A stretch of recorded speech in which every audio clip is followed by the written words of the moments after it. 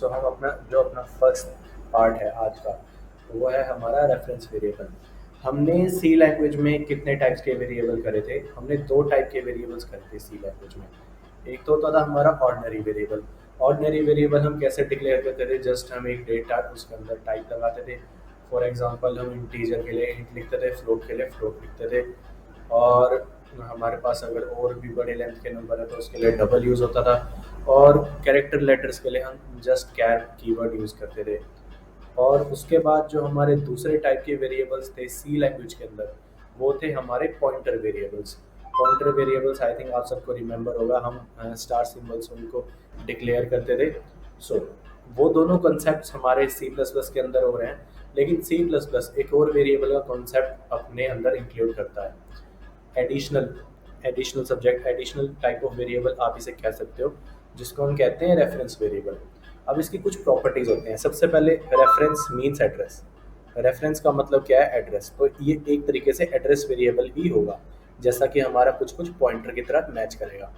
दूसरा, reference variable is an internal pointer. इस बात का ध्यान रखना, ये एक पॉइंटर वेरिएबल नहीं है, ये एक इंटरनल पॉइंटर वर्क करेगा। वो कैसे? वो हम कोड के जरिए समझेंगे। तीसरा पॉइंट देख लेते हैं। Declaration of a reference variable is preceded with and symbol. जब भी हम एक रेफरेंस वेरिएबल को डिक्लेयर करेंगे तो वहाँ पे हम यूज़ करेंगे एंड सिंबल। बट इस चीज़ का ज़रूर ध्यान रखना, ये कभी भी आप इसको रीड एड्रेस ऑफ नहीं करोगे। जैसे कि हम देखते थे, हमारा कोई भी एक स्टेटमेंट होती थी, अगर हम पॉइंटर के अंदर कोई भी एक वेरिएबल असाइन करते थे तो हम क्या लिखते थे? Address of this variable is equal to this pointer. हम एक पॉइंटर के अंदर एड्रेस उसका वेरिएबल का डाल देते थे, जिसको हम कॉल करते थे address of that variable. But यहाँ पर जब आप ये एंड सिंबल यूज़ करोगे, एड्रेस सिंबल यूज़ करोगे, आप इसको एड्रेस ऑफ प्रोनाउंस नहीं करोगे, इसको एड्रेस ऑफ रीड नहीं करोगे। उसके बाद reference variable must be initialised during declaration. Reference variable जो होगा आपने तुरंत उसी समय इनिशियलाइज करना है जब आप उसको डिक्लेयर करोगे। इसका एग्जांपल कैसे हो सकता है? फॉर एग्जांपल आपने एक एक्स नाम का वेरिएबल बनाया, रेफरेंस वेरिएबल, तो आपने उसी समय ही उसके अंदर कोई ना कोई वैल्यू को इनपुट देना है। और हाँ, दूसरी चीज़, it can be initialized with already declared variables only. या इस पॉइंट का मीनिंग क्या है? फॉर एग्जांपल अगर आपने कोई भी एक इंटीजर टाइप का वेरिएबल बनाया y, तो आप उसके अंदर पहले से ही डिक्लेयर करा हुआ वेरिएबल ही डाल सकते हो। आप उसके बाद मतलब कोई और वेरिएबल उसके बाद नहीं डाल सकते।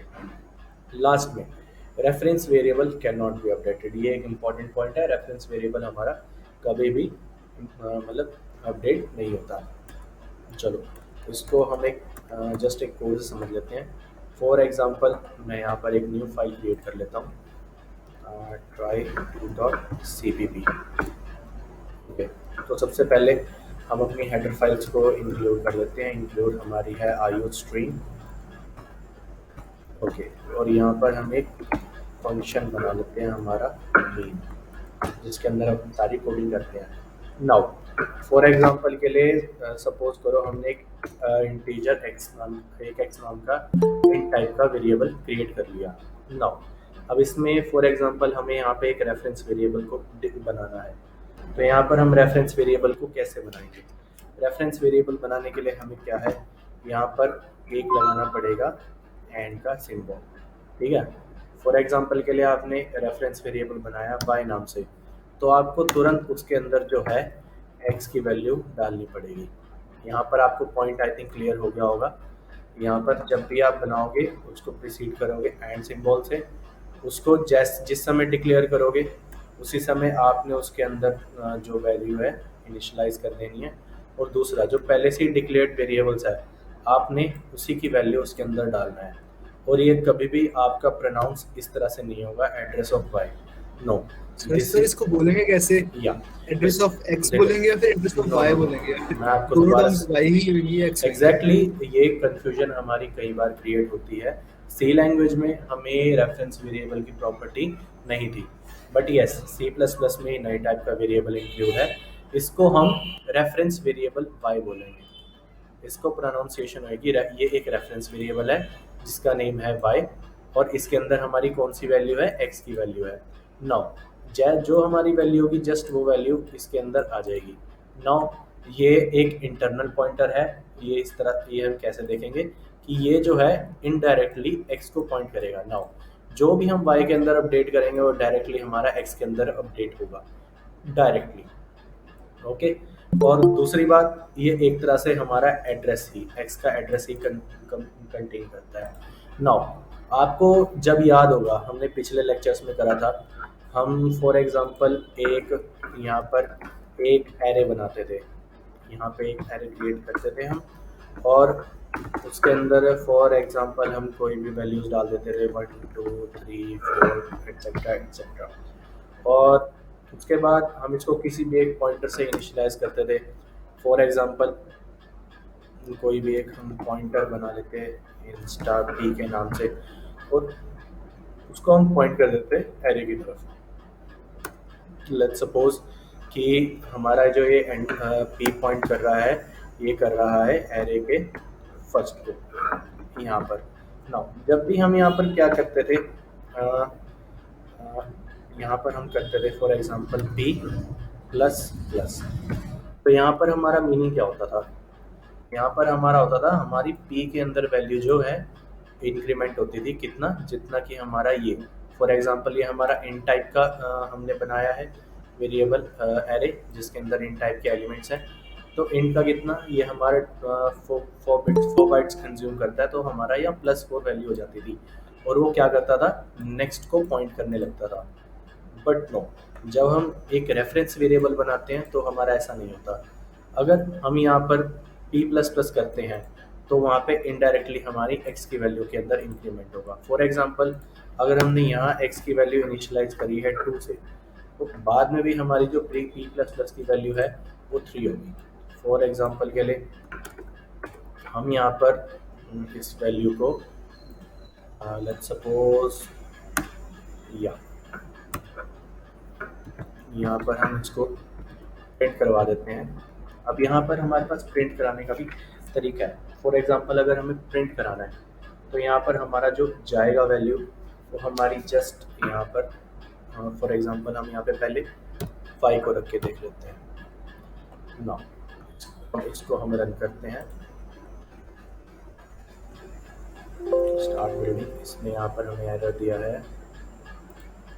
एरर क्या है, सी आउट स्टेटमेंट के अंदर या हमने नेम स्पेस इंक्लूड नहीं करा, यूजिंग नेम स्पेस std, यहाँ पर हम इसको इंक्लूड कर लेते हैं। और उसके बाद इंट में एरर दिखा रहा है cout was not declared. Let's try again. यहाँ पर हमारा बिल्डिंग फिनिश्ड, टर्मिनल में आ जाते हैं। जैसे कि आप देख रहे हो यहाँ पर हमने, यहाँ पे आप देख सकते हो जैसे हमने y की वैल्यू प्रिंट कराई, यहाँ पर इसने हमारा जो 2 है वो प्रिंट कर दिया है। ठीक है। फॉर एग्जांपल यहाँ पर मैं y++ की वैल्यू प्रिंट कराता हूँ, इसको सेव कर देते हैं। और यहाँ पर अभी आप देखोगे हमारा दोबारा से एक कोड बिल्ड होगा, उसके बाद जो हमारा आउटपुट आएगा फाइनली अभी आपको शो होगा इसमें, या इस समय ये 2 है। इट मीन्स यहाँ पर आप देख सकते हो, यहाँ पर एक पॉइंट हमारे क्लियर होता है, क्या, reference variable can not be updated. Last point में भी आपको रिमेंबर होगा, यहाँ पर reference variable can not be updated. यहाँ पर जो हमारी रेफरेंस वेरिएबल की वैल्यू फॉर एग्जांपल y के अंदर अगर आपने एक बार असाइन कर दिया x, तो वो x ही रहेगा, y की जो हमारी y की वैल्यू है वो दोबारा चेंज नहीं होगी। आई थिंक अब रेफरेंस वेरिएबल का कॉन्सेप्ट आज सबको क्लियर होगा। किसी को कोई भी डाउट है अभी भी पूछ सकता है। Is there any doubt? किसी को कोई भी डाउट है? I think there is no doubt. Okay, so हम दोबारा से अपनी प्रेजेंटेशन के ऊपर मूव करते हैं। उसके बाद हमारे पास कुछ कॉन्सेप्ट आते हैं फंक्शन के। नाउ फंक्शन हमने सी लैंग्वेज में भी करा था, C++ में भी हमारा फंक्शन का कॉन्सेप्ट एज इट इज़ हमारा यूज़ होता है। इसको थोड़ा सा एक बार और डिस्कस कर लेते हैं। क्या, first point, function is a block of code performing a unit task. तो कोई भी एक जस्ट एक ब्लॉक है कोड का जो एक यूनिट टास्क, फॉर एग्जांपल हमारा एक टास्क है किसी 2 नंबर को ऐड करना है, तो हम एक सम नाम का फंक्शन बना देते हैं और वो एक टास्क करने के लिए हमारे पास रेडी होगा। Now function as a name, return type, arguments, हमारे पास तीनों चीज़ें इसके अंदर होगी। फंक्शन का नेम भी होगा, उसका रिटर्न टाइप हमारे पास इंटीजर है, वॉइड है, डबल है, किस टाइप का है वो होगा, और उसके अंदर कौन से आर्ग्यूमेंट्स हम पास करने वाले हैं, कौन सी वैल्यू उसके अंदर पास करने वाले हैं, वो सब होगा। Okay, next, function is a way to achieve modularization. Modularization क्या होता है वो हम बाद में डिस्कस करते हैं। Next point, function are predefined and user defined. कुछ फंक्शंस हमारे पास प्रीडिफाइंड होते हैं जिनकी हमारे पास डिक्लेरेशन हेडर फाइल्स के अंदर होती है, और कुछ जो है यूजर डिफाइंड जो हम खुद से डिफाइन करते हैं अपने फंक्शन अपने कोड के अंदर। Okay, last predefined function has declared in header files, ये हम ऑलरेडी डिस्कस कर चुके हैं कि हमारा जो भी डिक्लेरेशन होता है हमारा प्रीडिफाइंड फंक्शन का, वो हमारा हेडर फाइल्स के अंदर होता है। नाउ उसके बाद फॉर्मल आर्ग्यूमेंट्स पे जाने से पहले हम एक फंक्शन को थोड़ा सा ब्रीफ में रीड कर लेते हैं। लेट्स सपोज यहाँ पर ये वैल्यू हम हटा देते हैं और यहाँ पर हम एक फंक्शन बनाते हैं। सबसे पहले एक फंक्शन की डिक्लेरेशन कर देते हैं। लेट्स सपोज यहाँ पर हमारा एक वॉइड टाइप का फंक्शन है और इसका नाम भी हम फन ही रख देते हैं, लेट्स सपोज। और ये क्या कर रहा है, ये जस्ट एक हमारी इंस्ट्रक्शन प्रिंट करेगा, like you are in the for example fun body लिख देते हैं। यहाँ पर ये हमारा फंक्शन नेम का जो वेरिएबल है इसकी बॉडी के अंदर होगा। ओके, उसके बाद यहाँ पर हम इसको कॉल कर लेते हैं और इसकी डिक्लेरेशन के ऊपर हम चाहें तो दे सकते हैं, हम दे देते हैं। डिक्लेरेशन इसके ऊपर देने के लिए हमें क्या करना है, जो हमारी फर्स्ट लाइन है उसको जस्ट हमें एज इट इज लिख देना है, लाइक दिस। यहाँ पर ये हमारा जो फंक्शन है वो डिक्लेयर हो गया। उसके बाद हमने डेफिनेशन भी दे दिया है फंक्शन की, यहाँ पर आप देख सकते हो। अब हम क्या करने वाले हैं, अब हम फंक्शन को कॉल करने वाले हैं। अब फंक्शन कॉल हमारा कैसे होगा, जस्ट हम यहाँ पे कुछ नहीं करना है, हमें जस्ट फंक और इसको यहाँ पर कॉल कर देना है। यहाँ पर हमारा कुछ भी पास नहीं होगा। और उसके बाद हम एक इसके अंदर स्टेटमेंट लिखते हैं, क्या एक हम वेरिएबल प्रिंट कराते हैं, सॉरी वेरिएबल नहीं, हम एक स्टेटमेंट प्रिंट कराते हैं कि फंक्शन के बाद जो नेक्स्ट स्टेटमेंट होगी वो है आप, कि आप जो है एक मेन फंक्शन के अंदर हो, like you are in main body, let's say. हम यहाँ पर ये स्टेटमेंट प्रिंट करा देते हैं।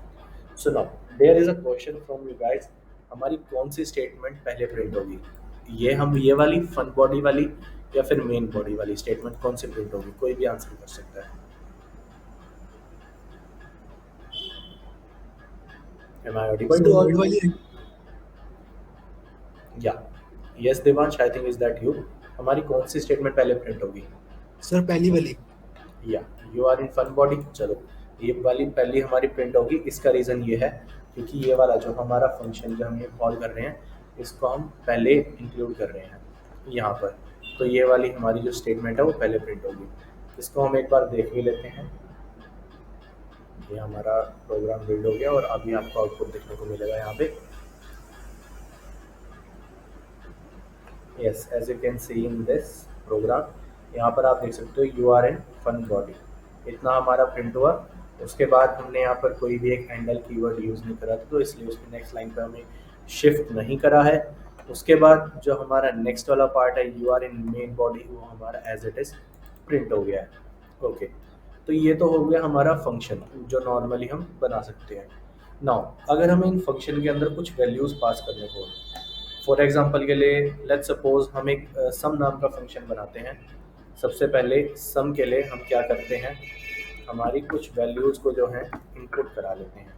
लेट्स सपोज हमने एक बी नाम का दो वेरिएबल्स डिक्लेयर कर दिए और इसकी वैल्यू जो है लेट्स सपोज हम इनपुट करा रहे हैं यूज़र से ही, ए की वैल्यू और बी की वैल्यू दोनों जो है हम यूज़र से इनपुट करा रहे हैं। उसके बाद हम क्या करते हैं, एक सम नाम का फंक्शन बनाते हैं और इसके अंदर ये वैल्यूज जो है पास कर देते हैं। ये दोनों वैल्यू हमारे पास लेट्स सपोज इंटीजर टाइप की होगी, तो यहाँ पर डिक्लेयर करते समय हमें दोनों की इंट का पास करना पड़ेगा कीवर्ड। और उसके बाद यहाँ पर फंक्शन का डेफिनेशन देते समय हमें यहाँ पर दोबारा से वैल्यूज लेनी पड़ेगी। और उसके बाद लेट्स सपोज हम इसकी वैल्यू x के अंदर और इसकी वैल्यू हम b की वैल्यू y के अंदर ले रहे हैं। और उसके बाद जस्ट हम कुछ क्या करते हैं यहाँ पर, सबसे पहले तो यहाँ से हम वॉइड हटाते हैं क्योंकि ये फंक्शन हमारा कुछ ना कुछ रिटर्न ज़रूर करेगा। लेट्स सपोज हम इसको इंट टाइप का बना देते हैं, इंटीजर टाइप का, और हम यहाँ से रिटर्न करा देते हैं x plus Y. Let's suppose हम ये वाली वैल्यू रिटर्न करा रहे हैं। सिमिलरली हम इसको भी कोड को हटाते हैं और यहाँ पर हम क्या करते हैं, यहाँ पर हम इस फंक्शन को कॉल कर देते हैं लाइक सम के अंदर डायरेक्टली हम पास कर देते हैं क्या, सम के अंदर हम पास कर देते हैं, हमने ए एंड बी या ए कॉमा बी, हमने दो वेरिएबल्स इनपुट कराए यूज़र से, हमने जस्ट उसको सम के अंदर पास कर दिया और सम ने यहाँ पे हमें वैल्यू रिटर्न कराई, तो हमें वैल्यू कहीं ना कोई स्टोर करनी पड़ेगी। लेट्स सपोज हम एक एस नाम का वेरिएबल बनाते हैं और उसके अंदर सम की वैल्यू रीस्टोर कर लेते हैं, और उसके बाद जो हमारी सम की वैल्यू है हम उसको प्रिंट करा देते हैं, सम इज स्पेस, उसके बाद जस्ट हमारा जो वेरिएबल है एस उसको प्रिंट करा देते हैं एज इट इज, जो हमारी सम की वैल्यू है। ओके, नाउ हम क्या करते हैं, इस फंक्शन को रन करते हैं, इस प्रोग्राम जस्ट वेट, या हमने दो वैल्यूज़ इनपुट कराई, यहाँ पर आप देख सकते हो हमने दो वैल्यूज़ 4 और 5 इनपुट करी, उसके बाद हमारा फाइनल आउटपुट आ गया सम इज़ 9। तो इसका मतलब ये एज इट इज़ वर्क कर रहा है। नाउ हमारे पास दो तरह के आर्ग्यूमेंट्स होते हैं। सबसे पहले यहाँ पर आप देख सकते हो आर्ग्यूमेंट होता क्या है, जब भी हम फंक्शन के अंदर कुछ भी पास करते हैं वो होते हैं हमारे आर्ग्यूमेंट्स, ठीक है। नाउ दो तरह के आर्ग्यूमेंट्स होते हैं, एक होते हैं हमारे पास फॉर्मल आर्ग्यूमेंट्स, एक होते हैं हमारे पास एक्चुअल आर्ग्यूमेंट्स। ओके, तो जो हमारा मेन बॉडी है, मेन बॉडी के अंदर हमने क्या, जो ये हमने वैल्यूज़, ये तो हमने दो वैल्यूज़ को डिक्लेयर करा था, यहाँ पे ए और बी को यूज़र से इनपुट कराया। यहाँ जो हम वैल्यूज़ पास कर रहे हैं, ये जो हमारे पास आर्ग्यूमेंट्स हैं जो हम पास कर रहे हैं, इनको हम कहते हैं एक्चुअल आर्ग्यूमेंट्स। एक्चुअल आर्ग्यूमेंट्स का जो भी हमारा मेन बॉडी के अंदर फंक्शन कॉल हो रहा होता है, जो हमने वैल्यूज़ होती हैं, रियल वैल्यूज़ जो हम पास करते हैं, वो होते हैं हमारे एक्चुअल आर्ग्यूमेंट्स। और उसके बाद जो हम वैल्यूज़ रिट्रीव करते हैं फंक्शन के अंदर, फॉर एग्जांपल यहाँ पर हमने ए बी की वैल्यू पास करी और उसको हमने किसके अंदर पास करवा लिया, रिट्रीव कर लिया हमने एक्स और वाई के अंदर, तो एक्स और वाई होंगे हमारे formal arguments. I think it is clear to everyone, is that clear to everyone? Yes sir. Okay, I think it is clear now. C plus plus के अंदर हमारे पास एक कॉन्सेप्ट था फॉर्मल आर्ग्यूमेंट्स का। हम दो तरह के फॉर्मल आर्ग्यूमेंट्स हम पढ़ते थे सी के अंदर। सी के अंदर होते थे हमारे सबसे पहले तो ऑर्डिनरी वेरिएबल्स, जैसे कि आपने अभी लास्ट प्रोग्राम में देखा, हमने इंटीजर टाइप के दो वेरिएबल्स को पास कराया एक फंक्शन के अंदर और जस्ट हमने उसका सम जो था वो प्रिंट करा दिया। उसके बाद सी के अंदर हमने पॉइंटर वेरिएबल्स के नाम से एक कॉन्सेप्ट करा था। हम क्या करते थे, जो पॉइंटर वेरिएबल्स होते थे उनको पास करते थे एड्रेस के साथ, थोड़ा सा हम गेम प्ले करते थे और उसके बाद हमारा फाइनल आउटपुट हम प्रिंट कराते थे, जो कि हमारा ऑर्डिनरी वेरिएबल्स के मुकाबले थोड़ा सा डिफरेंट आता था आउटपुट। नाउ हमारा फॉर्मल आर्ग्यूमेंट्स का कंसेप्ट में हमने तीसरा करा एक रेफरेंस वेरिएबल। तो हम जो है अब हमारे सी प्लस प्लस प्रोग्राम के अंदर रेफरेंस वेरिएबल को भी पास कर सकते हैं, क्योंकि अब हमारे पास रेफरेंस वेरिएबल्स का कॉन्सेप्ट सी प्लस प्लस के अंदर इंक्लूडेड है। ओके, सो जो कि मोस्ट क्वेश्चन, जो मोस्ट वैल्यूएबल क्वेश्चन है, जो मैक्सिमम यूनिवर्सिटीज़ अपने कह सकते हो एग्जाम्स के अंदर प्रेफर करती हैं डालना, वो डिफरेंस होता है हमारा कौन सा, कॉल बाय वैल्यू और कॉल बाय रेफरेंस का।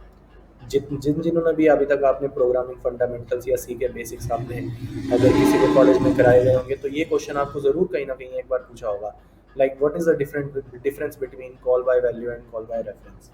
नाउ सी प्लस प्लस के अंदर ये चीज़ भी हमारी थोड़ी सी डिफरेंट हो जाती है।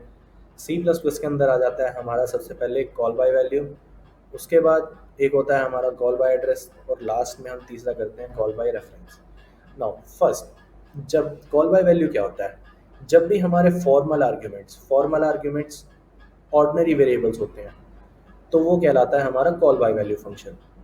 और वही फॉर्मल आर्ग्यूमेंट्स अगर हमारे पॉइंटर वेरिएबल्स हैं तो हम उसको कह देते हैं कॉल बाय एड्रेस। और या सिमिलरली वही फॉर्मल आर्ग्यूमेंट्स अगर हमारे रेफरेंस वेरिएबल्स बन जाते हैं तो वो बन जाता है हमारा क्या, कॉल बाय रेफरेंस। चलो इसको भी हम एक कोड के जरिए समझ लेते हैं। यहाँ पर आप देख सकते हैं, यहाँ पर हमने कोड लिखा सिंपल सा। हम इसको दोबारा से लेट्स सपोज इसको हम सारा इरेज कर देते हैं और दोबारा से अपनी कोडिंग जो है स्टार्ट करते हैं। सबसे पहले हम अपना मेन फंक्शन बना लेते हैं। उसके अंदर हम दो तरह की वैल्यूज जो है डिक्लेयर कर देते हैं, and A and let's suppose B. हमने दो वैल्यूज डिक्लेयर करी। उसके बाद हमें क्या है, ए के अंदर भी हम कोई ना कोई वैल्यू लेट्स सपोज इनपुट करा देते हैं। से हमने इसके अंदर 10 वैल्यू करा दी और इसके अंदर हमने डाल दी 20। हमने यहाँ पर डिक्लेयर करते समय इसको इनिशियलाइज कर दिया और इनके अंदर हमने वैल्यूज को डाल दिया। उसके बाद हम क्या करते हैं, एक स्वैप नाम का फंक्शन बनाते हैं। SWAP swap for example X Y, हम कुछ भी इसका नाम दे देते हैं, स्वैप ही रहने देते हैं। और इसके अंदर क्या करते हैं, हम अपनी जो ए और बी की वैल्यू है इसको हम पास कर देते हैं स्वैप के अंदर।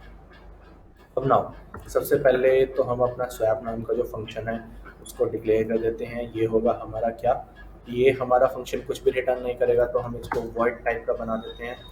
उसके बाद इसको नाम दे देते हैं प्यारा सा स्वैप, और इसके अंदर हम वैल्यूज़ कौन सी इनपुट करा रहे हैं, जो हमारे ऑर्डिनरी वेरिएबल्स हैं, जो हमारे इन टाइप के वेरिएबल्स हैं, हम इसके अंदर इन टाइप के दो वेरिएबल्स को इनपुट करा रहे हैं। ओके, नाउ इस फंक्शन को अब हमने डिफाइन करना है, तो इस फंक्शन को हम दोबारा अपना बना लेते हैं। यहाँ पर हमने स्वैप नाम का फंक्शन बना दिया। उसके अंदर हमने वैल्यूज़ थी, लेट्स सपोज हमने x और y के अंदर हमने दो वैल्यूज़ जो थी इनपुट करा ली।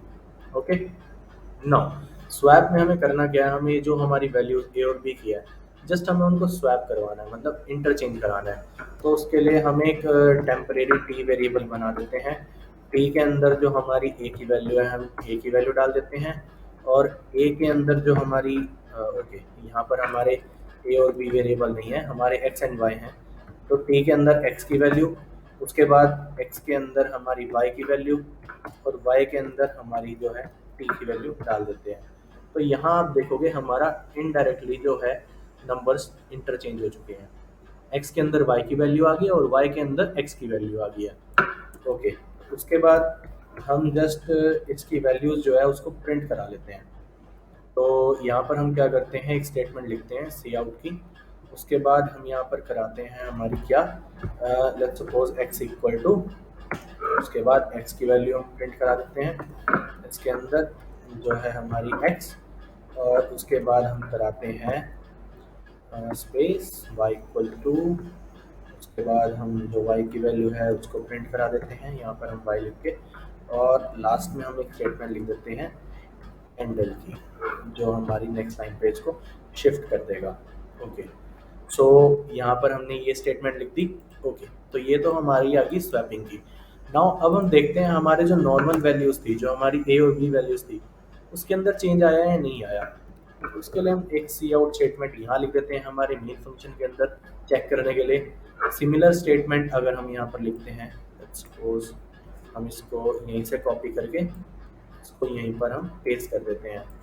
जो हमारी x की जगह हम डाल देते हैं a, हम यहाँ पर a प्रिंट करा रहे हैं और यहाँ पर हम b की वैल्यू प्रिंट करा रहे हैं, तो यहाँ पर हम b डाल देते हैं, a और b जो हमारे यहाँ पर थे।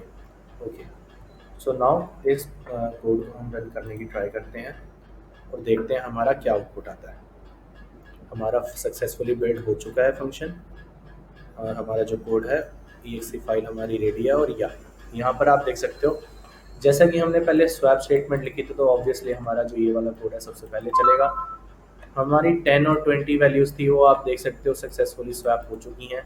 हमारा 20 और 10 इंटरचेंज हो चुका है। बट इसके अंदर एक इशू है, जो हमारी एक्चुअल वैल्यूज़ थी उसके अंदर हमारा कोई भी चेंज नहीं आया है, जैसे कि आप देख सकते हो। उसके बाद ए हमारा फिर भी 10 है और बी हमारा फिर भी 20 है। तो ये जो आपने कोड देखा, ये क्या है, ये है कॉल बाय वैल्यू। इसके अंदर क्या, जो हमारे ऑर्डिनरी वेरिएबल है, ऑर्डिनरी हमारा इंटीजर एक्स इंटीजर वाई हमने यहाँ पर पास करा है। ओके, सो नाउ इसको अगर हमें कॉल बाय एड्रेस बनाना है तो उसके लिए हमें क्या करना पड़ेगा। उसके लिए हमें क्या यहाँ पर एक पॉइंटर वाला कॉन्सेप्ट जो है वो यहाँ पर हमें इंक्लूड करना पड़ेगा। उसके लिए क्या है, हमें यहाँ पर जो वैल्यूज़ हैं जो हम यहाँ पर लेंगे इसको हमें पॉइंटर टाइप का बनाना पड़ेगा, यहाँ पर हमें स्टार लगाना पड़ेगा। ओके, सो ऑब्वियस सी बात है, अगर ये हमारा यहाँ पर पॉइंटर लेगा तो यहाँ पर भी हमारा जो है पॉइंटर वैल्यूज ही गेन करेंगे। और हमारा जो अगर यहाँ पर हम पॉइंटर वैल्यू ले रहे हैं तो मामूली सी बात है, हम यहाँ पर डायरेक्ट ये जो हमारे आर्ग्यूमेंट है ये पास तो नहीं करेंगे। हमें जो क्या है, जो इनका एड्रेस है वो पास करना पड़ेगा। और एड्रेस हम कैसे पास करते हैं, एड्रेस सिंबल लगा के। तो यहाँ पर जो है हमारा एड्रेस जो है वो इसके अंदर पास हो गया। नाउ अब ये हमारे पॉइंटर वेरिएबल्स हैं, तो ये डायरेक्टली हमारा जो एक टी नाम का इंटीजर है जो कि हमारा इन टाइप का वेरिएबल है जो पॉइंटर नहीं है, तो उसके अंदर डायरेक्टली हमारी एक्स की वैल्यू नहीं जाएगी। तो यहाँ पर क्या है, हम इसको पॉइंटर वैल्यू प्रोवाइड कर देते हैं एक्स। यहाँ पर भी हम इसको स्टार लगाते हैं, उसके बाद यहाँ पर भी स्टार लगाते हैं और वाई के आगे भी स्टार लगाते हैं और इसके अंदर टी की वैल्यू डाल देते हैं। ओके, तो सिमिलरली हमें यहाँ पर भी अगर इंटरचेंज देखना है तो यहाँ पर भी हमें स्टार लगाना पड़ेगा वैल्यूज़ के अंदर, और यहाँ पर भी हम जो है स्टार वैल्यू यूज़ करते हैं। अगर हम स्टार वैल्यू यूज़ नहीं करेंगे तो हमारा क्या आउटपुट आएगा, मैं आपको वो भी शो करूँगा, लेकिन इससे पहले जो सही कोड है वो आप देख लीजिए। ओके, तो हम यहाँ पर हमारा प्रोग्राम आई थिंक सारा ठीक है, इसको रन करते हैं। हमारा बिल्ड हो चुका है प्रोग्राम, उसके बाद हम आउटपुट देखते हैं। यस, तो यहाँ पर आई थिंक सबको विजिबल होगा, हमारी फाइनल आउटपुट आ चुकी है। नाउ हमारी वैल्यू जो 10 और 20 थी वो सक्सेसफुली इंटरचेंज हो चुकी है। अब आप जो देख रहे हो बाद में जो हमारा चेंज आया वो एक्चुअल वैल्यूज़ के अंदर भी चेंज आ चुका है। नाउ एक्चुअल वैल्यूज़ के अंदर चेंज आने का क्या रीज़न है, हमने यहाँ पर एड्रेस पास करे थे और एड्रेस के अंदर हमारा सक्सेसफुली इंटरचेंज हो चुका है, जैसे कि आप देख सकते हो। इट मीन्स पहले जो एड्रेस ऑफ ए जो ए को पॉइंट कर रहा था, नाउ वही एड्रेस ऑफ ए इस समय बी को पॉइंट कर रहा है, इसलिए हमारी जो ए की वैल्यू है इस समय वो क्या हो चुकी है, वो 20 हो चुकी है। मीन्स जो हमारा ए है इस समय 20 को ही डिनोट कर रहा है।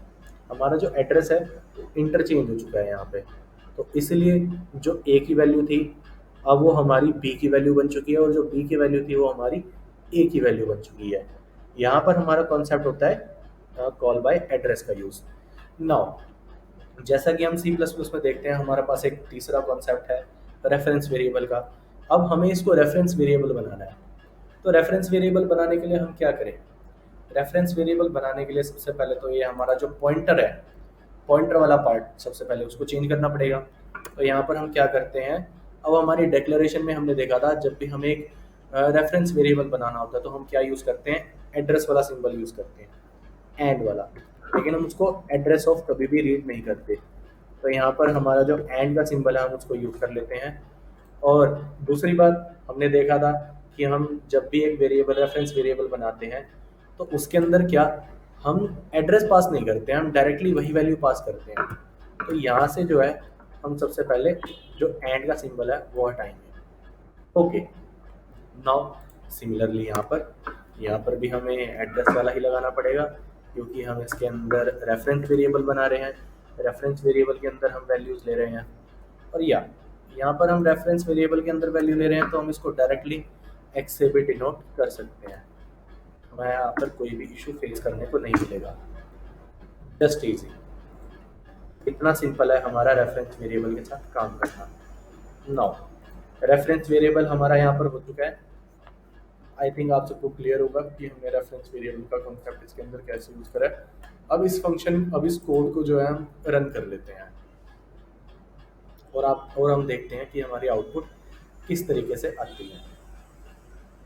इसको थोड़ा टाइम देते हैं रन होने के लिए। ओके, नाउ यहाँ पर आप देख सकते हो जो हमारी एक्चुअल वैल्यूज़ थी वो हमने रेफरेंस वेरिएबल में पास करी। उस रेफरेंस वेरिएबल ने क्या करा, जस्ट उसका एड्रेस लिया और एड्रेस के अंदर ही उसने इंटरचेंज कर दिया वैल्यूज़ को।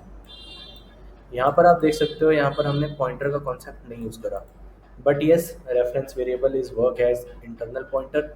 तो यहाँ पर जो हमें फाइनल आउटपुट क्या मिली, जो हमारी पहले वाली आउटपुट थी सिमिलर उसके जैसी। हमारा फाइनल जो था वो हमारा इंटरचेंज हो चुका है।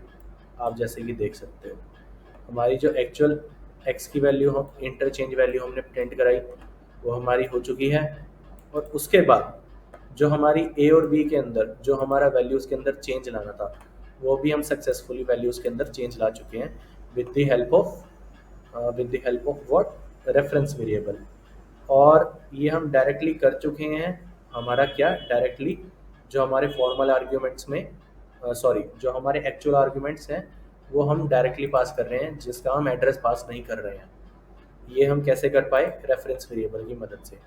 अगर ये हमें करना होता विदाउट रेफरेंस वेरिएबल तो यहाँ पर हमें मामूली सी बात है हमें यहाँ पर एड्रेस वेरिएबल पास करने पड़ते और ये सारा का सारा हमें पॉइंटर की मदद से करना पड़ता। आई थिंक ये हमारा तीनों आपको क्लियर होगा, call by value, call by address and call by reference. I think it is clear to all. Okay, उसके बाद हम शिफ्ट करते हैं हमारा क्या, उसके बाद हमारे कुछ फंक्शंस के बेनिफिट्स हैं, इसको हम देख लेते हैं। सबसे पहले इजी टू रीड, ऑब्वियस सी बात है अगर आप अलग से ब्लॉक ऑफ कोड लिखते तो आपको बाकी में से लाइंस में से उसको इजी टू रीड होगा। इजी टू मॉडिफाई, आप उसके अंदर कोई भी इजीली चेंज कर सकते हो। और उसके बाद avoid rewriting the same code, इसका मतलब ये है कि आप फॉर एग्जांपल एक फंक्शन को आपने बार बार कहीं डिक्लेयर करा है तो वो आपके लिए बेनिफिट है कि आपको पूरा का पूरा कोड वापस से वहाँ लिखना नहीं पड़ रहा है। इजी टू डीबग, डीबग का मीनिंग होता है हमारा एरर चेक करना कि हमारा कोई फंक्शन में क्या एरर आया है, तो वो भी चेक करना हमारे लिए ईजी है क्योंकि हमारे लिए रीड करना ईजी है। उसके बाद बेटर मेमोरी यूटिलाइजेशन, ऑब्वियस सी बात है हम बेटर मेमोरी को यूटिलाइज कर पाएंगे with the help of a function. या अब हमारे पास एक कंसेप्ट आता है function is time consuming. Now function time consuming कैसे है? However, every time a function is called, it takes a lot of extra time in executing a series of instructions for tasks such as jumping to the function, saving registers, pushing arguments into the stack, and returning to the calling function. Now, function को call लेने के लिए करना क्या पड़ता है? Basically function work कैसे करता है, हमारे कंपाइलर को कैसे पता चलता है कि हमें इस फंक्शन को यहाँ ऐसे कॉल करना है? सबसे पहले हमारा क्या होता है, जहाँ भी हमने फंक्शन को कॉल करा है वो क्या करेगा, फंक्शन के ऊपर जंप करेगा, ठीक है। उसके बाद रजिस्टर्स को सेव करेगा मेमोरी सेव करने के लिए। उसके बाद जो आर्ग्यूमेंट्स है उसके अंदर हम पास कर रहे हैं उसको स्टैक पे एक सेव करेगा। फिर वो क्या करेगा, दोबारा से फंक्शन के ऊपर वापस आएगा और उसके अंदर की सारी इंस्ट्रक्शन को एग्जीक्यूट करना शुरू करेगा। तो यहाँ पर हमारा काफ़ी टाइम जो है फंक्शन के अंदर जाता है। इसके लिए हमारे पास एक सॉल्यूशन C++ प्रोवाइड करता है, वो है हमारा inline function. Now inline function कैसे हमारा डिफरेंट है, ये होता क्या है इनलाइन फंक्शन, पहले वो डिस्कस कर लेते हैं। To eliminate the cost of calls to small functions, C++ proposes a new feature called inline function। जो हमारे छोटे फंक्शंस होते हैं उसके लिए स्पेशली हमें C++ ने एक न्यू फीचर प्रोवाइड करा है, वो है हमारा inline function. An inline function is a function that is expand inline when it is involve. Inline function हमारा क्या है, जैसे ही हम एक फंक्शन को कॉल करते हैं, एक इनलाइन फंक्शन को कॉल करते हैं, तो हमारा कंपाइलर क्या करता है, जितना भी उसके अंदर कोड है प्रेजेंट वो सारा का सारा वो उसी जगह लाकर फेंक देता है। आप ऐसा इसको समझ सकते हो। फॉर एग्जांपल कोई हमने एक इनलाइन फंक्शन बनाया, उसके अंदर एक हमारी एक सिंपल प्रिंट स्टेटमेंट है, सी आउट स्टेटमेंट है, और हमने उसको कॉल करा तो उसने क्या करा, इनलाइन फंक्शन ने, कंपाइलर ने वो सारा का सारा जो सी आउट वाली स्टेटमेंट थी वो वहीं ला के पेस्ट कर दी और उसको एग्जीक्यूट कर दिया। उसको पूरा का पूरा टाइम जो हमारा था रजिस्टर सेव करने का या फिर आर्ग्यूमेंट स्टैक में पुट करने का, वो सब टाइम हमारा क्या हुआ, यहाँ पर बच गया। Now compiler replaces the function call with the corresponding function code. ये हमने जैसे कि अभी डिस्कस करा, कंपाइलर क्या करता है, जो हमारा फंक्शन कॉल है उसको जस्ट जो हमारा कोड है इनलाइन फंक्शन का उससे रिप्लेस कर देता है। नाउ अब यहाँ पर एक चीज़ इम्पोर्टेंट नोट करने वाली है। सबसे पहले inline is a request. Inline function कोई हमारी कमांड नहीं है, स्टेटमेंट नहीं है। जैसे कि हमारी सी आउट स्टेटमेंट होती थी उसके अंदर हम कमांड देते थे, इनलाइन कोई एक स्टेटमेंट कमांड नहीं है, ये एक रिक्वेस्ट है। Inline it is a request not a command. And second, the benefit of speed of inline function reduces as the function grows in size. जितने भी हमारे बेनिफिट्स होते हैं इनलाइन फंक्शन के वो वैसे ही हमारे डिक्रीज होते जाते हैं जितना हमारा इनलाइन फंक्शन का साइज बढ़ता रहता है। मतलब हमारा ये डायरेक्टली प्रोपोर्शनल वर्क नहीं करता, इन्वर्सली प्रोपोर्शनल वर्क करता है। जितना ज़्यादा आप इनलाइन फंक्शन का साइज़ बढ़ाओगे उतना ही आप उसके बेनिफिट्स यूज़ करना कम कर दोगे। Okay, so the compiler may ignore the request in some situations. कुछ सिचुएशंस में हमारा कंपाइलर जो कुछ कंपाइलर्स जो हैं वो इनलाइन की रिक्वेस्ट को इग्नोर करते हैं। वो कुछ हमारे क्या हैं उसमें हम देख लेते हैं। सबसे पहले अगर हमारे इनलाइन फंक्शन के अंदर कोई भी हमारी लूप्स, स्टेटमेंट, स्विच या गो टू इस तरह की स्टेटमेंट्स हमारी लिखी हुई हैं तो वो हमारा क्या है उसको इग्नोर कर देगा, इनलाइन रिक्वेस्ट को इग्नोर कर देगा और उसको as a simple function treat करेगा। दूसरा, अगर फंक्शन के अंदर कोई एक रिकर्शन स्टेटमेंट है, रिकर्शन फंक्शन बना रखा है आपने, तो वहाँ पे इसको इग्नोर करेगा। और दूसरा, अगर आपने कोई भी एक स्टैटिक वेरिएबल अगर फंक्शन के अंदर बना रखा है इनलाइन फंक्शन के अंदर, तो भी वो क्या है उस रिक्वेस्ट को इग्नोर कर देगा और उसको एज अ सिंपल फंक्शन ही ट्रीट करेगा। नाउ यहाँ पर हम दोबारा अपने कोड के ऊपर शिफ्ट होते हैं और एक एग्जांपल ले लेते हैं कि हमारा इनलाइन फंक्शन वर्क कैसे करता है। सो सपोज मैं इसको यहाँ पर डिलीट करता हूँ और हमारे मेन के ऊपर आ जाता हूँ। तो मेन के अंदर हम क्या करते हैं, एक सिंपल सी स्टेटमेंट लिखते हैं, क्या, सी आउट।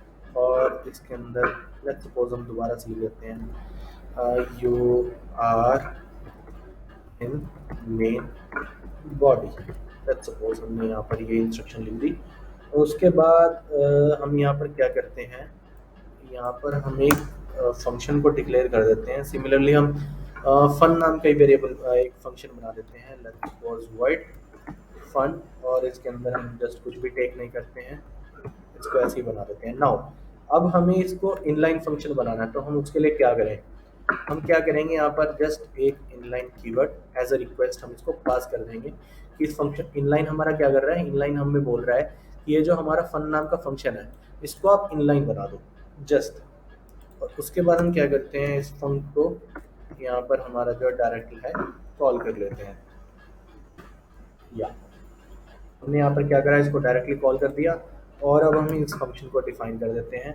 डिफाइन करने के लिए हमें इनलाइन लिखने की ज़रूरत नहीं है, हम इसको डायरेक्टली void fun नाम से एक फंक्शन बनाते हैं और इसके अंदर एक स्टेटमेंट लिखते हैं सी आउट की और इसको लिख देते हैं यू आर एन फन। या यहाँ पर हमने स्टेटमेंट लिख दी और इसको अगर हम सेव कर लेते हैं और उसके बाद इसको रन कर देते हैं। ओके, सो यहाँ पर आप देख सकते हो ये हमारा सक्सेसफुली रन हो रहा है। यहाँ पर इसने दिखा दिया है हमारा you are in main body and you are in fun.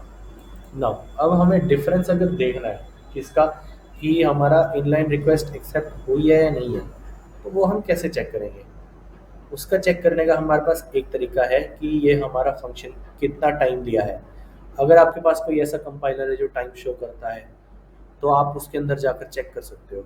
आप क्या करो, यहाँ पर हमारा इनलाइन कीवर्ड हटाओ, इसको डायरेक्ट रन करो, तब देखो कि हमारा कितना टाइम ले रहा है ये पूरा का पूरा प्रोग्राम रन होने के लिए।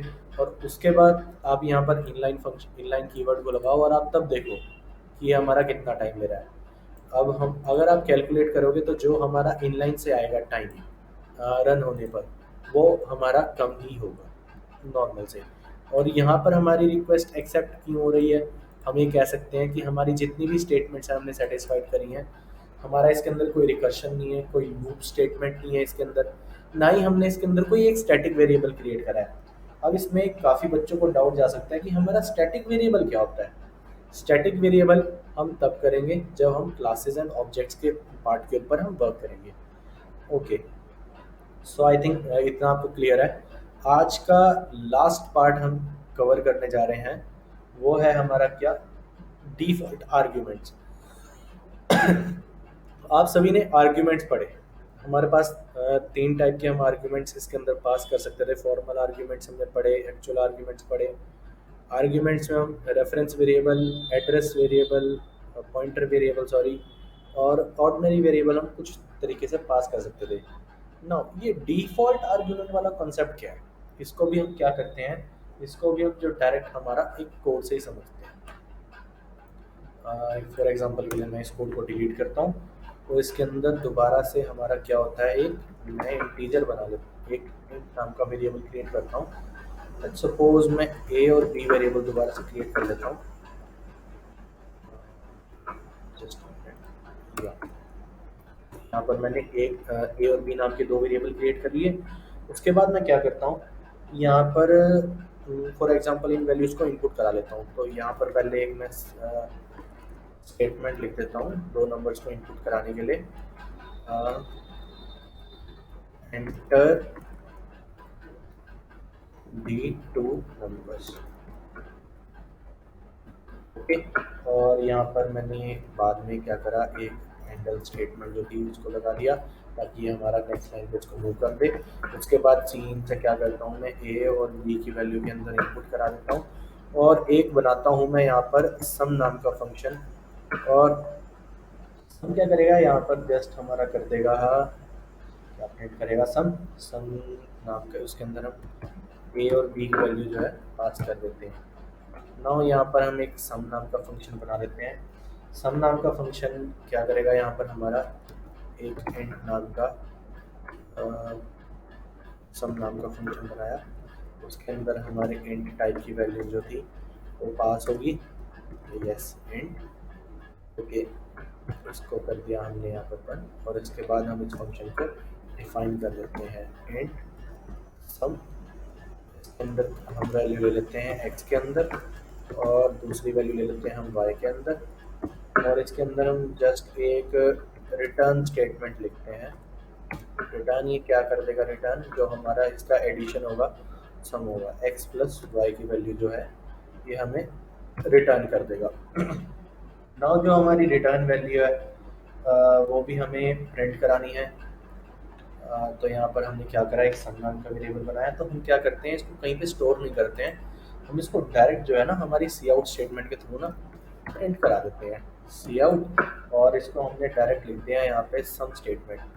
और यहाँ पर एक और यहाँ पे लिख देते हैं सम इज दिस, जो भी हमारा 2 नंबर का था, यहाँ पर जो है हमारा ये इसको प्रिंट कर देगा। नाउ इंट मेन है तो यहाँ पर हम रिटर्न 0 भी लिख देते हैं, एक रिटर्न स्टेटमेंट। ये हमें कुछ भी रिटर्न नहीं कर रहा है और इसको रन करते हैं, देखते हैं हमारा जो है सक्सेसफुली वर्क कर रहा है या नहीं कर रहा है। बिल्डिंग फिनिश्ड और यस, सबसे पहले ये मेरे से पूछेगा एंटर दी 2 नंबर्स, या 2 नंबर एंटर करने को कह रहा है। लेट्स सपोज मैंने 7 नंबर को यहाँ पर आना पड़ेगा अपने टर्मिनल में, 7 एंड 5 लेट्स सपोज। तो यहाँ पर इसने सक्सेसफुली क्या हमारा जो सम था, सम इज 12 प्रिंट कर दिया। नाउ लेट्स सपोज अगर हमने यहाँ पर 2 की जगह हम 3 वैल्यूज इसके अंदर इनपुट कराना चाहते हैं, ओके। तो हमने क्या करा, यहाँ पर एक int A B let's suppose C नाम का हमने यहाँ पर क्या करा, एक और वेरिएबल बना दिया। और हम क्या कर रहे हैं, दोबारा से एक स्टेटमेंट लिख रहे हैं सी आउट, और यहाँ पर भी हम क्या सम ही प्रिंट कराना चाहते हैं। और हम चाहते हैं, अब ऑब्वियस सी बात है, अगर हमारा एक और वेरिएबल बन गया तो यहाँ पर हम सम को कर रहे हैं ए कॉमा बी कॉमा सी। हम चाहते हैं हमें मतलब बार बार दोबारा अलग से फंक्शन क्रिएट ना करना पड़े, हमारा ना कुछ कुछ इसी से ही काम चल जाए ताकि हमें दिक्कत ना हो ज़्यादा। तो यहाँ पर हमारा वर्क कैसे करें, तो मामूली सी बात है, अगर हम यहाँ पर एक और वेरिएबल क्रिएट कर रहे हैं तो यहाँ पर हमें एक और आर्ग्यूमेंट लेना पड़ेगा, यहाँ पे इंट टाइप का आर्ग्यूमेंट लेना पड़ेगा। तो यहाँ पर मामूली सी बात है, हमें एक इंट जेड टाइप का बनाना पड़ेगा और उसके अंदर प्लस जेड भी डालना पड़ेगा वैल्यू प्रिंट कराने के लिए। अब यहाँ पर तो ये वाली चीज़ हमारी होगी। अब मेरे को आप यहाँ पर आप एक चीज़ नोटिस करोगे, यहाँ पर हमने इस स्टेटमेंट के लिए तो हमने अपग्रेडेशन करी, लेकिन यस यहाँ पर अब हमें एरर देखने को मिलेगा क्योंकि यहाँ पर हम 2 ही वैल्यूज़ पास कर रहे हैं, तीसरी पास नहीं कर रहे। और जबकि हमने हमारे डिक्लेरेशन में क्या बोला है कि हम 3 वैल्यू ले रहे हैं। तो नाउ इस इशू को हम कैसे रिजॉल्व करें, अब हम हर एक के लिए अलग अलग फंक्शन तो बनाएंगे नहीं। फॉर एग्जांपल 4 के लिए और हम सम नाम का 4 बार मतलब अलग अलग नाम से फंक्शन तो बनाएंगे नहीं, तो हमें कोई ना कोई सोल्यूशन तो इसके अंदर देखना पड़ेगा। तो उसके लिए हम सी प्लस प्लस एक डिफ़ॉल्ट आर्ग्यूमेंट का कंसेप्ट प्रोवाइड करता है। उसके अंदर क्या करते हैं हम किसी भी एक वैल्यू को डिफ़ॉल्ट प्रोवाइड कर सकते हैं। फॉर एग्ज़ाम्पल यहाँ पर क्या है, हम यहाँ पर जो हमारा लास्ट लास्ट जो हमारा फॉर्मल आर्ग्यूमेंट होगा, उसकी डिफ़ॉल्ट वैल्यू अगर हम नहीं इनपुट कराए तो वो ऑटोमेटिकली ज़ीरो हो जाएगा। फॉर एग्ज़ाम्पल यहाँ पर हमारा जो सम है, यहाँ पर हम एक सी की वैल्यू नहीं प्रोवाइड करते हैं, तो वो इनडायरेक्टली हमारा ऑटोमेटिकली उसको ज़ीरो ले लेगा और हमारा जो फाइनल आउटपुट है उसको प्रिंट कर देगा। और इसको हम देखने के लिए हम कैसे इसके ऊपर वर्क कर सकते हैं, यहाँ पर आप देख सकते हो। यहाँ पर हम जो सी की वैल्यू है उसको एक बार इनपुट करा लेते हैं, सी इन, और यहाँ पर हमारा एक्सट्रैक्शन ऑपरेटर लगेगा। सी इन सी की वैल्यू हम इनपुट करा रहे हैं यूज़र से। ओके, तो यहाँ पर ये हमारा आई थिंक वर्क सक्सेसफुली करना चाहिए। लेट्स सी कि हमारा क्या आउटपुट आता है। बिल्ड हमारा सक्सेसफुली हो चुका है और ये हमसे यहाँ पर अभी पूछेगा एंटर दी टू नंबर्स, दो नंबर एंटर करो। नाउ दो नंबर मैंने एंटर करे, उसके बाद लेट्स सपोज 4, ओके मेरे को टर्मिनल में आना पड़ेगा, 4 एंड 5। तो यहाँ पर इसने मेरे को दे दिया सम इज 9। ओके, तो यहाँ पर हमने देख रखा है कि हमसे ये एक वेरिएबल और मांग रहा है, तो हमें एक वैल्यू देनी पड़ेगी। फॉर एग्जांपल हम यहाँ पर इसको 10 दे देते हैं। तो यहाँ पर इसने हमें नेक्स्ट स्टेटमेंट में क्या दे दिया, सम इज 19। तो यहाँ पर आप देख सकते हो जो हमारी दोनों स्टेटमेंट्स हैं, दोनों मतलब यहाँ पर हमने जो हमारे दो वेरिएबल के साथ और तीन वेरिएबल, तीन सॉरी वेरिएबल नहीं, यहाँ मेरे को आर्ग्यूमेंट्स कहना चाहिए, दो आर्ग्यूमेंट्स के साथ और तीन आर्ग्यूमेंट्स के साथ जो हम पास कर रहे हैं, दोनों के साथ हमारा यहाँ पे वर्क कर रहा है। तो यहाँ पर हमारा कॉन्सेप्ट आता है डिफॉल्ट आर्ग्यूमेंट्स का। नाउ एक चीज़ इसमें और है, यहाँ पर फॉर एग्जांपल हम यहाँ पर इसको लास्ट वाले को छोड़ के यहाँ पर वैल्यू 0 दे देते हैं, तो क्या ये हमारा वर्क करेगा? क्या ये हमें एरर देगा? ऑब्वियसली ये हमें एरर देगा। क्यों? क्योंकि हम यहाँ पर क्या, जस्ट सेकंड वाला जो आर्ग्यूमेंट है उसको हम डिफ़ॉल्ट वैल्यू प्रोवाइड कर रहे हैं, और थर्ड वाले का हम क्या कर रहे हैं, थर्ड वाले का हम कह रहे हैं कि वो हमेशा दे। नाउ नॉर्मल एक प्रोग्रामर है, तो अगर आप इसको लॉजिकली देखोगे कि हमारा मतलब सेकंड वाला वैल्यू को वो डिफ़ॉल्ट ले ले, लेकिन हम थर्ड वैल्यू प्रोवाइड करवा रहे हैं, मतलब थर्ड वैल्यू इनपुट करा रहे हैं, तो इसका कोई सिंपल सा लॉजिक नहीं बनता है। तो लॉजिक हमारा क्या कहता है कि अगर हमारा दो वैल्यूज़ हैं तो हमारा दो के लिए वर्क कर जाए, और तीन है तो तीन के लिए कर जाए। तो यहाँ पर ये हमारा इस तरीके से वर्क नहीं कर रहा है। अगर हमें करना है तो यहाँ पर हम दोबारा से एक और ज़ीरो लगा के कर सकते हैं। अब ये यहाँ पे अगर हम यहाँ पे लास्ट में ज़ीरो लगाते हैं, ये हमारा वर्क करेगा, क्योंकि ये कह रहा है कि अगर हमारी लास्ट वाले की वैल्यू ज़ीरो होती है, अगर हम कुछ भी नहीं देते हैं तो वो ज़ीरो ले लेगा इनडायरेक्टली। सेकंड वाले का क्या है, अगर हम सेकंड वाला हम कुछ भी पास नहीं करते हैं तो वो ज़ीरो ले लेगा। इस तरीके से ये हमारा वर्क करता है। तो इसका मतलब ये है कि अगर हमें सेकंड वाले को डिफ़ॉल्ट ज़ीरो करना है, तो उसके बाद आने वाले जितने भी हमारे वेरिएबल, जितने भी हमारे आर्ग्यूमेंट्स हैं, उनको भी हमें डिफ़ॉल्ट वैल्यू ज़ीरो प्रोवाइड करनी पड़ेगी। इट इज़ अ, आप इसको रूल भी कह सकते हो या कुछ भी कह सकते हो, इसको ये कंपलसरी है। अगर आप यहाँ पर सेकंड आर्ग्यूमेंट अगर मान लिया आप यहाँ पर ज़ीरो कर रहे हो, तो उसके आगे आने वाले जितने भी आर्ग्यूमेंट्स हैं उसका भी आपने डिफ़ॉल्ट जो है वो ज़ीरो सेट करना पड़ेगा। आई थिंक ये डिफ़ॉल्ट आर्ग्यूमेंट्स वाला कॉन्सेप्ट आप सबको क्लियर होगा। आज के क्लास में सिर्फ इतना ही। अगर किसी को कोई भी डाउट है तो वो अभी पूछ सकते हैं।